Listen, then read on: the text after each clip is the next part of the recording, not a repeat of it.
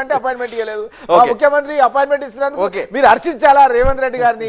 ఈ విధంగా మాట్లాడితే ఎట్లా? ఓకే, మీ ముఖ్యమంత్రి అపాయింట్మెంట్ ఇచ్చిన 4 ఎమ్మెల్యేలు, ఒక ఎమ్మెల్యే సునీత లక్ష్మారెడ్డి ప్రస్తుతం మనతో టెలిఫోన్ లైన్ లో ఉన్నారు. సునీత గారు నమస్కారం. నమస్తే అండి. నమస్తే సునీత గారు, మీరు ముఖ్యమంత్రిని వెళ్ళి కలవటం మీద అనేక మంది అనేక రకాల అనుమానాలు భాష్యాలు వెల్లడిస్తూ ఉన్నారు. మీరు వెళ్ళి ముఖ్యమంత్రిని కలిసిన వ్యక్తిగా ఎందుకోసం కలిశారు? పర్పస్ చెప్పండి చెప్పండి చెప్పండి ఎందుకు కలిశారు? దీంట్లో అనుమానం పడాల్సినటువంటి అవసరం ఏముంది?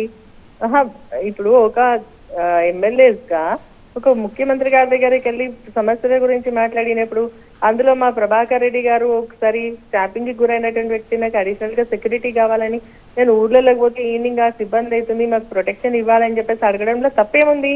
ఇప్పుడు మేము వెళ్ళి అడగాల్సింది ఎవరిని? డీజీపీ గారిని, అడిషనల్ డీజీ గారిని అడిగినాము. వారు ఏమన్నారంటే కాంగ్రెస్ పార్టీకి ఒక రకంగా మాకు ఒక రకంగా చూస్తున్నారు అన్నప్పుడు మేము మాట్లాడి చర్చిస్తాం చెప్తాము అన్నారు. అంత లోపలనే ప్రభాకర్ రెడ్డి గారు ఎవరితో మాట్లాడితే మాకు అపాయింట్మెంట్ దొరికింది, సెక్రటేరియట్ లో ఉన్నారనుకున్నాం. కొంచెం ముందుకు వెళ్ళిన తర్వాత కాదు ఇంటికి అన్నారు, ఇంటికి వెళ్ళినాం. వెళ్ళి కలిసి ఇట్లా మాకు ప్రాబ్లమ్స్ ఉన్నాయి, అట్లనే అభివృద్ధిలో కూడా సహకరించండి అని చెప్పినాం. మేమే కాదు, మాతో పాటు ఇంకా చాలా మంది విజిటర్స్ కూడా ఉన్నారు. మేమే ఇండివిజువల్ గా ఏదో మాట్లాడేసి ఏదో బయట ఏదో ఊహించినట్టుగా ఏదో జరిగింది అనుకోవడానికి కూడా ఛాన్స్ లేదు. ఎందుకంటే అక్కడ వేరే వాళ్ళు కూడా ఉన్నారు మాతో పాటు. మేము ఉన్నాం, కూర్చున్నాం. పార్టీ నాయకత్వానికి చెప్పకుండా మీరు సొంత నిర్ణయం తీసుకొని ముఖ్యమంత్రి కలవటం తప్పని మీ పార్టీలో కొంతమంది అనుకుంటున్నారు. అది తప్పండి. ఎందుకంటే పార్టీ నాయకత్వానికి మా పైన నమ్మకం లేకపోతే అరే మేము వెళ్తున్నాం. పార్టీ నాయకత్వానికి మా పైన పూర్తి నమ్మకం. ఇప్పుడు రాజకీయాల్లో ఎవరి మీద ఎవరికి నమ్మకాలు లేవు కదా. మీ ఎగ్జాంపుల్ చెప్తున్నారు, 2018లో మీరు కాంగ్రెస్ పార్టీని వీడను, నా జీవితాంతం కాంగ్రెస్ పార్టీతోనే ఉంటానే డంకా బజాయించి చెప్పి మీరు టీఆర్ఎస్ లో వెళ్ళి జాయిన్ అయ్యారు. ఇప్పుడు మీ మాటలు ఎంతవరకు నమ్ముతారని అంటున్నారు? లేదు, ఎందుకు వెళ్ళినాము? మేము ఒకసారి క్యాజువల్ గా కేటీఆర్ గారిని కలిసినాము. ఆ విధంగా కలిసిన తర్వాత వీళ్ళని కనీసం ఎక్స్ప్లెనేషన్ అడగకుండా, ఒక నోటీస్ కూడా సర్వ్ చేయకుండా, ఒక సీనియర్ శాసనసభ్యురాలైనటువంటి నన్ను మంత్రిగా చేసినను, పార్టీ కోసం డీసీసీ ప్రెసిడెంట్ గా కొట్లాడుతున్నప్పుడు నన్ను అడగకుండా నన్ను సస్పెండ్ చేయడం జరిగింది. సస్పెండ్ చేసిన తర్వాతనే ఇంత సేవ చేసినా నాకు గుర్తింపు లేకుండా మరి నన్ను అనవసరంగా సస్పెండ్ చేసిందని బాధతో తర్వాత మా కార్యకర్తలతో మాట్లాడిన తర్వాత మేము నిర్ణయం తీసుకున్నామే తప్ప ఇమీడియట్ గా మేము ఎప్పుడు వెళ్ళి జాయిన్ కాలేదు. 2018లో ఎట్లయితే క్యాజువల్ టాక్ కేటీఆర్ తో అప్పుడు మీ కాంగ్రెస్ నాయకుడిగా జరిగిందో ఇప్పుడు కూడా రేవంత్ రెడ్డితో అలాంటి టాకే జరిగింది. మీకు కాంగ్రెస్ బ్యాక్గ్రౌండ్ ఉంది, మళ్ళీ కాంగ్రెస్ లోకి వెళ్ళిపోతారని అనుకుంటున్నారు? లేదు, మీడియా దీనిపైన చాలా రకాలుగా మమ్మల్ని ఇది చేయడానికి ట్రై చేస్తాం. మేము స్పష్టంగా చెప్తా ఉన్నాం, కేసీఆర్ గారి నాయకత్వంలోనే పనిచేస్తాం. మా మెదక్ జిల్లా కేసీఆర్ అడ్డా. రేపొద్దున పార్లమెంట్ లో కూడా మేము గట్టిగా తిరుగుతాం, మా క్యాండిడేట్ ని గెలిపించుకుంటాం. అదే అడ్డాలో కాంగ్రెస్ బాగా వేయటానికి మీ అందరిని అట్రాక్ట్ చేస్తుంది. చెప్పనివ్వండి, నేను మేము ఎన్ని రకాలుగా ఎంతమంది ఎన్ని రకాలుగా మాట్లాడినా మాకు మా నాయకుడు కేసీఆర్ గారు మాకు టికెట్ ఇచ్చిండ్రు, మమ్మల్ని గెలిపించుకున్నారు. మా ప్రజలు కేసీఆర్ టీఆర్ఎస్ పార్టీని నమ్మి మాకు ఓట్లు వేసిండ్రు. ఖచ్చితంగా దానికి మేమందరం కట్టుబడను. ఇంకొకటి మీరు ఇంకొకసారి ఆలోచన చేయాలా, నేను కాంగ్రెస్ వీడి బీఆర్ఎస్ లో జాయిన్ అయినప్పుడు కూడా నాకు ఎటువంటి పదవులు లేవు. కాంగ్రెస్ పార్టీకి సంబంధించినట్టు నేను ఎమ్మెల్యేను గాను, డీసీసీ ప్రెసిడెంట్ గాను, అయినప్పటికీ కూడా నన్ను సస్పెండ్ చేసిన తర్వాత నేను వెళ్ళాను. ఈ రోజు పార్టీ నన్ను గుర్తించింది, నాకు ఉమెన్ కమిషన్ చైర్పర్సన్ ఇచ్చింది. తర్వాత ఈ రోజు మన కేసీఆర్ గా సిట్టింగ్ స్థానాన్ని కాదని నన్ను ఎమ్మెల్యేగా గెలిపించడం జరిగింది, ఎమ్మెల్యే ఇచ్చి. ఖచ్చితంగా మేము కేసీఆర్ గారి నాయకత్వంలో.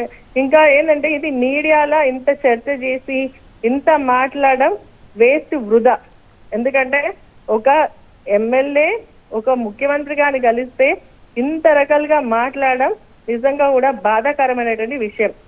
దీన్ని ఇంతటితో బంద్ చేస్తే బాగుంటుంది అని చెప్పేసి నేను మార్నింగ్ కూడా క్లియర్ గా మీడియాలో చెప్పడం జరిగింది. ఆయన చర్చా వేదికలు పెట్టి ఈ విధంగా ఇంకా ప్రజల్లో కన్ఫ్యూజన్ క్రియేట్. ఎందుకంటే మా నాయకుడికి మా పైన విశ్వాసం లేక కాదు, మాకు మా నాయకుడు అంటే గౌరవం లేక కాదు, కానీ మాకు ఉన్నటువంటి ఇబ్బందులను గురించి మేము ముఖ్యమంత్రి గారిని మంత్రుల్ని కలుస్తూ, అట్లాంటి మొన్న దామోదర్ రాజలక్ష్మి గారిని కూడా కలిసి వచ్చినాం. మేము మన వేరే మినిస్టర్స్ కూడా కలుస్తా ఉన్నాం. ఎందుకంటే మాకు నిత్యం ఎదురయ్యేటువంటి సమస్యలు, ఇప్పుడు అధికారంలో ఉన్నటువంటి పార్టీ ముఖ్యమంత్రి గారు, ఒక పార్టీకి ముఖ్యమంత్రి గారు, రాష్ట్ర ప్రజలకు ముఖ్యమంత్రి కాబట్టి మేము కూడా ఎమ్మెల్యేలుగా వాళ్ళ దగ్గరికి వెళ్ళి మాట్లాడుతున్నాం, సమస్యలు చెప్పుకుంటాం. తీరుస్తారా తీయరా ప్రభుత్వం ఇష్టం. తీరిస్తే తీర్చిందని చెప్తాం, తీరకపోతే ప్రతిపక్షంలో అని చెప్తాం. నిన్న కలిసినప్పుడు రేవంత్ రెడ్డి ముఖ్యమంత్రిగా మీరు ఏమడిగారు, ఆయన ఏమి వేటికి ఓకే అన్నారు? మేము అడిగింది ఏంటంటే సెక్యూరిటీ గురించి అడిగినాము. ప్రభాకర్ రెడ్డి గారికి సంబంధించిన అంశం ఉంది. మేము కూడా విమెన్ గా పోతున్నప్పుడు మాకు సెక్యూరిటీ ఇవ్వట్లేదు, ఇంతకుముందు ఇచ్చిండ్రు, కాంగ్రెస్ పార్టీ వాళ్ళకి ఇస్తున్నారు, మాకు ఇవ్వాలని ఒకటి. రెండవది మళ్ళీ CMRF వస్తలేవని చెప్పేసి అడిగినాం, CMRF కూడా ఇస్తున్నామని చెప్పినారు.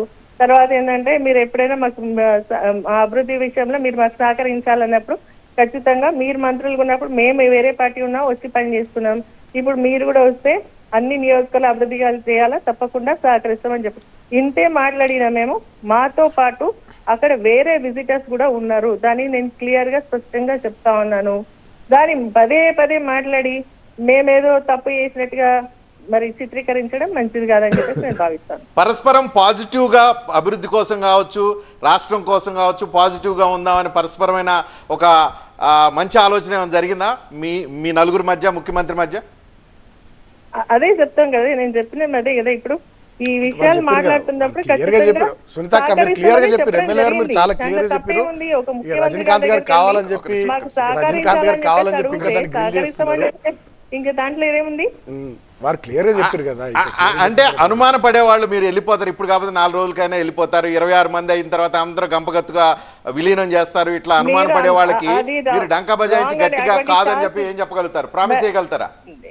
అటువంటిదంతా రాంగ్, ఊహా కల్పితమే, ఊహం మరి కల్పితంగా మీరు మాట్లాడుతా ఉన్నారు. అటువంటిది జరగదు.